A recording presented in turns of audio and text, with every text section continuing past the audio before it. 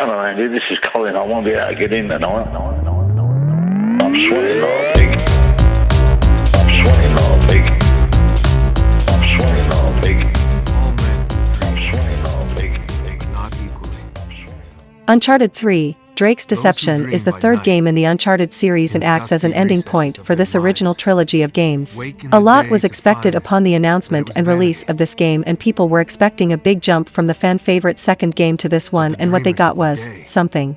It was something. dangerous Now I man. actually love Uncharted 3 they and may overall act their believe it to be dream a better with game open than the eyes second, but I think it's a bit make it confused with possible. itself in terms of its story.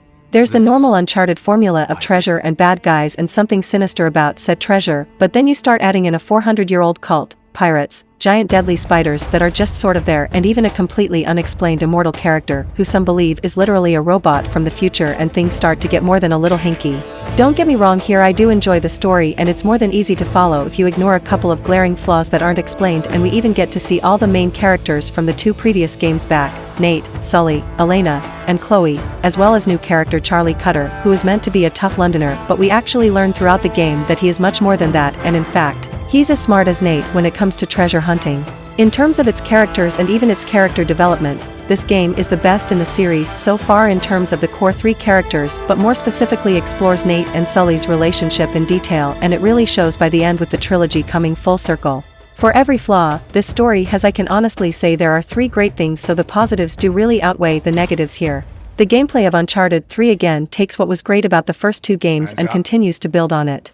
The enemy variety is about the same as Uncharted 2, with a couple of variations here and there, but you still have juggernauts, shotgunners, riot shielders, etc. Puzzles are back again and haven't really changed from the second game. If your journal doesn't give you all the answers, it'll point you in the right direction, or in other words, almost all puzzles aren't challenging and the game walks you through it all. Where the gameplay really shines is in the combat sections. Guns feel different this time around. You feel a weapon's recoil as it bounces around the screen when firing full auto, and the noise of your gunshots sounds a lot more like you're firing a real weapon, unlike the first two titles where this was a little lackluster. Jumping and climbing feel largely the same as the first two games, but has been refined even further. The big over-the-top movie-style set pieces also make a return with a sinking ship, horseback convoy chase, and plane crash sequence, which is one of the most epic in the entire franchise. The gameplay overall ticks all the boxes for me. At its core, Uncharted 3 is still a very basic third-person shooter, but it's finally reached a point where, in terms of gameplay, it does everything right. I didn't talk about this much in the Uncharted 2 review, however I have to say how beautiful this game is.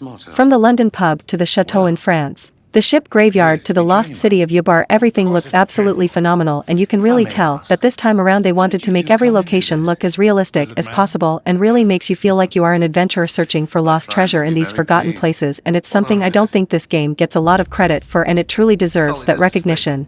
The issue I have with Uncharted 3 isn't the game itself, but the potential it failed to live up to. The previous two titles had the story down but the lacked in terms of gameplay, whereas this game flips the coin and has the gameplay but lacks with the confusing story, and I don't just mean Talbot, the guys who were potentially an immortal robot. I also mean things like, how did Nate find the lost city of Q.U.B.E in the middle of the Rub al Khali desert, just by aimlessly wandering around with no water or food, and the fact that Nate was lucky enough not to drown after he escaped the sinking ship. Nothing in this game is explained too well, and the player is just expected to roll with it. I would like to say that the character interactions are great, and how deep we get to see Sully and Nate's relationship go is written really well, and even how we see Nate realize what he really wants out of his life by the end of the game was a nice touch. It's just the overarching story of the whole game that leaves me a little baffled.